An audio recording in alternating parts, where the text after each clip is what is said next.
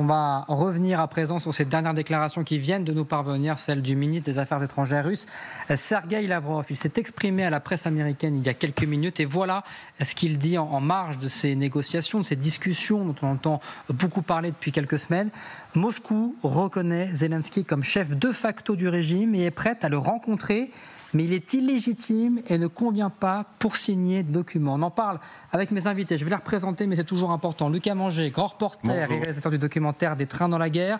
Aline Lebaille-Crémer, bonjour, vous êtes journaliste. Vincent Crouzet nous a rejoint également. Bonjour, vous êtes expert en renseignement, écrivain et auteur du Chevalier de Jérusalem aux éditions Robert Laffont.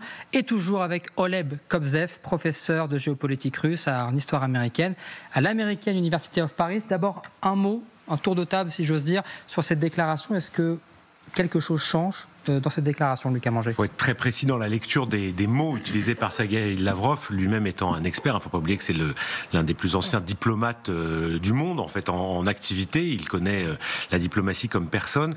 Quand il dit que c'est un chef de facto du régime, c'est une manière de continuer à délégitimiser le pouvoir ukrainien. Il ne parle pas d'un État, mais d'un régime.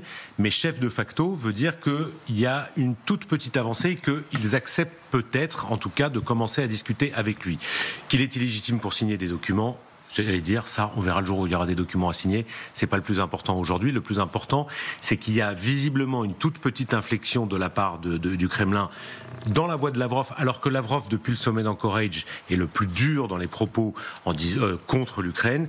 Là, il semble qu'effectivement, dans cette interview, il y ait un tout petit pas de franchi. Ça ne veut pas dire que ça va changer la face du monde, mais que Lavrov reconnaît que Zelensky, en tout cas, est un interlocuteur, donc ça change un petit peu les choses. Aline Lebaille-Crémer, vous sentez aussi également une avancée légère peut-être, mais une avancée quand même?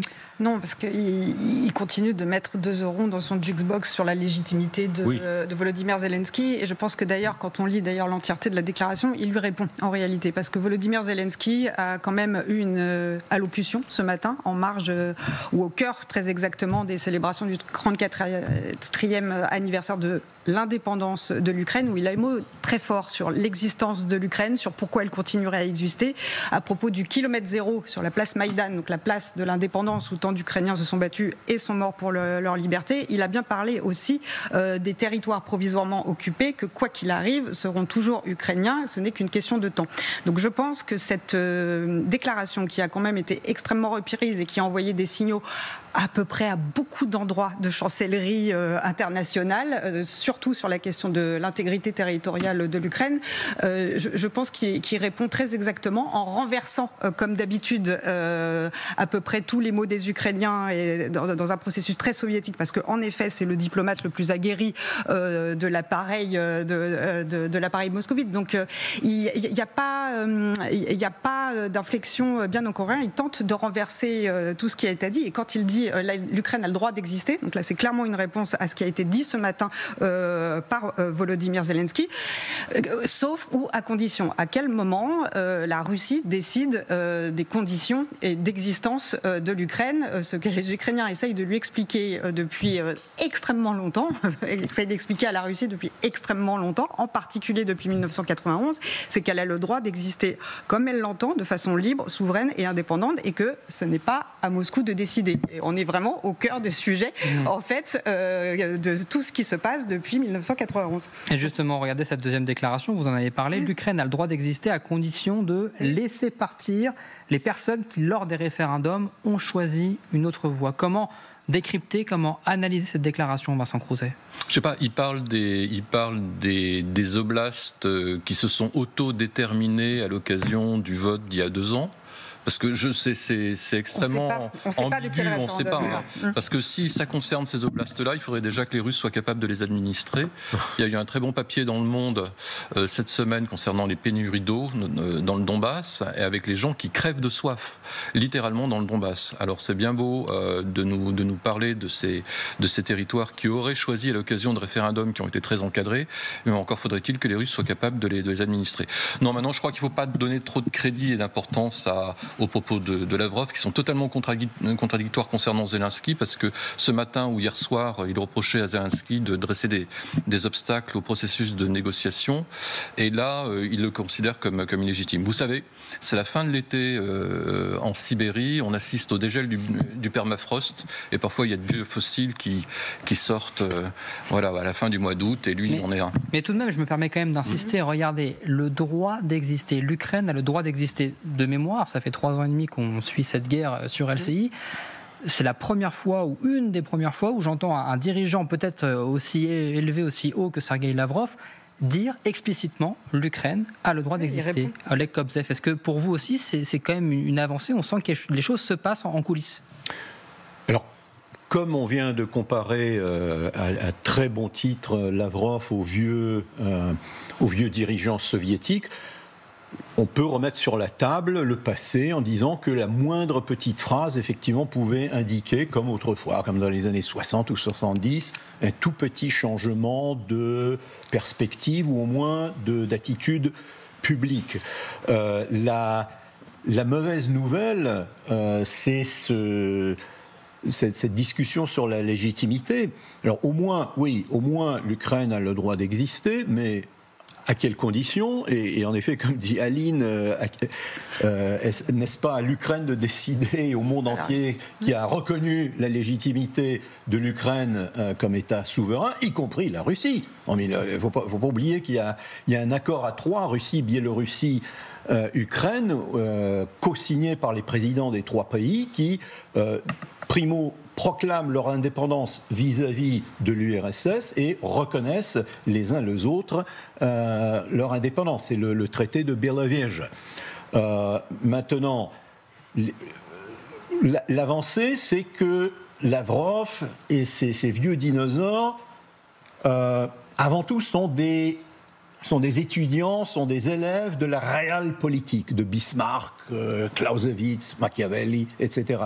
Donc quand il dit qu'il est président de facto, je dirais que c'est un bon signe. Ils reconnaissent qu'ils doivent avoir affaire avec lui et ce serait irréaliste d'avoir affaire à quelqu'un d'autre. Ça, c'est une toute petite avancée. Maintenant, sur le problème des signatures, et là, il y a un problème de droit, effectivement. Il y a tout simplement la constitution ukrainienne.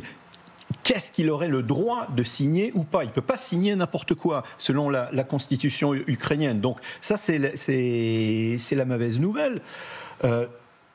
S'il faudrait effectivement absolument signer un papier pour même amener un...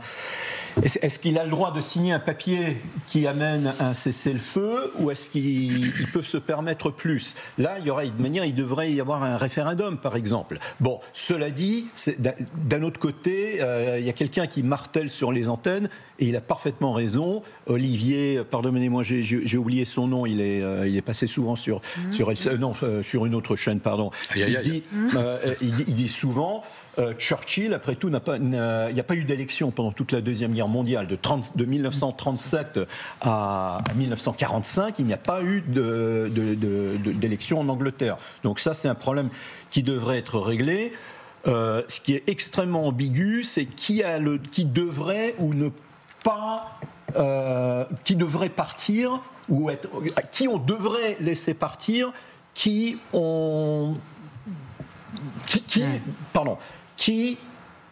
quand on dit on devrait laisser partir ceux qui n'ont pas accepté l'indépendance ou d'autres référendums. Est-ce qu'il parle des oblastis, comme Vincent a dit tout à l'heure, c'est toute la question. Il s'agit des individus, des électeurs? C'est ridicule. De manière, s'il s'agit de manière l'un ou l'autre, c'est ridicule, puisqu'on ne sait pas exactement quels sont les résultats réels de vote, d'élection qu'il y a eu, si c'est effectivement le Donbass ou Lugansk, puisque c'était des élections, des référendums qui étaient complètement truqués.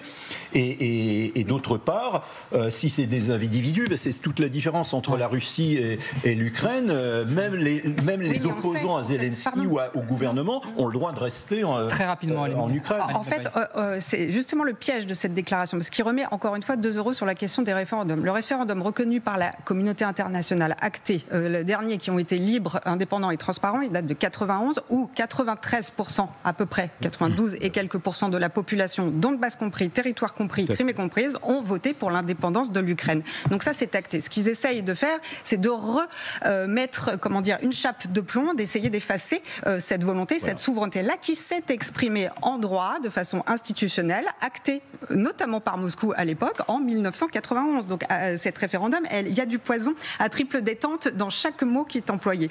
L'Ukraine, dans tous ses oblasts, tous les oblasts ont voté dans l'ensemble à 93% pour l'indépendance de l'Ukraine. Oui. On va quand même rester sur cette petite phrase. Je me permets quand même d'insister encore une fois, l'Ukraine a le droit d'exister à condition de laisser partir les personnes. Mais l'Ukraine a le droit d'exister. Cette phrase elle est importante. Deuxième phrase, le président ukrainien est considéré comme de facto le dirigeant, en tout cas le représentant de l'Ukraine. Là, voici cette déclaration.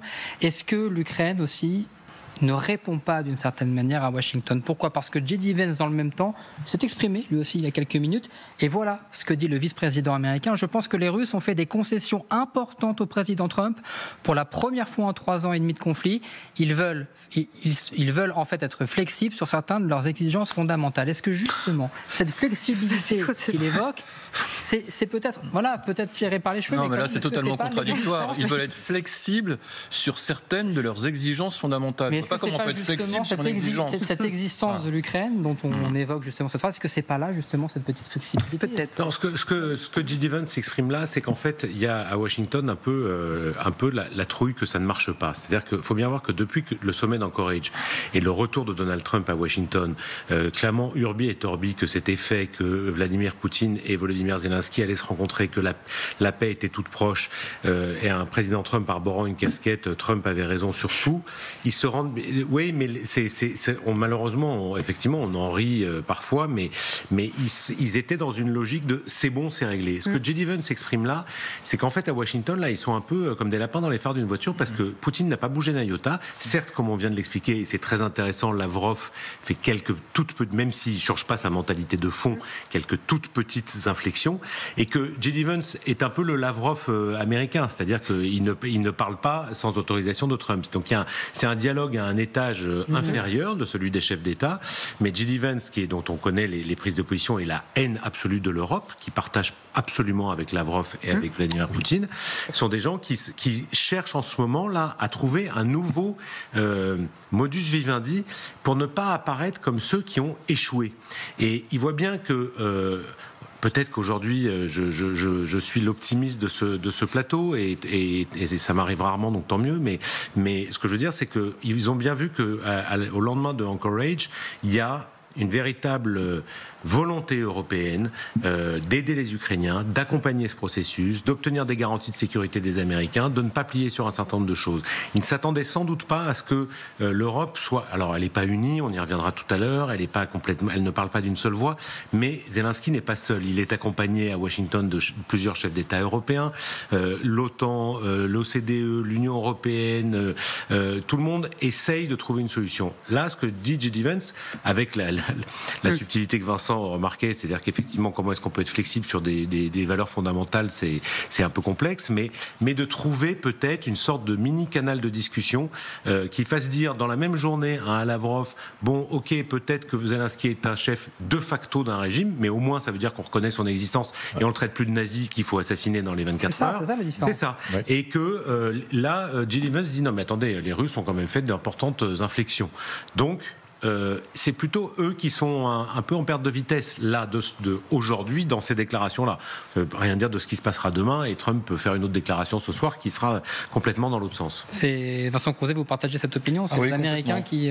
Oui, complètement. Les Américains sont dans une impasse. Ils le sont depuis d'ailleurs le sommet d'Anchorage où rien ne s'était décidé et on sentait d'ailleurs qu'il y avait eu un malaise pendant la rencontre entre les deux parties. On pensait que les Américains pourraient se servir des Européens pour sortir de l'ornière et pas du tout. En fait, pas du tout. Nous sommes passés pour les empêcheurs de tourner en rond, au contraire.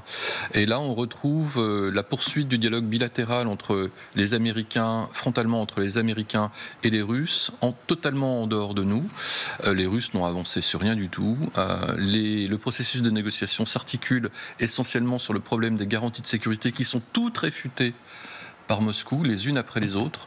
Donc je ne vois pas, à moins que J.D. Vance, à l'occasion de cette interview, ait listé les différentes concessions russes au président Trump, mais sinon je n'en vois aucune de fondamentale garantissant la poursuite des négociations.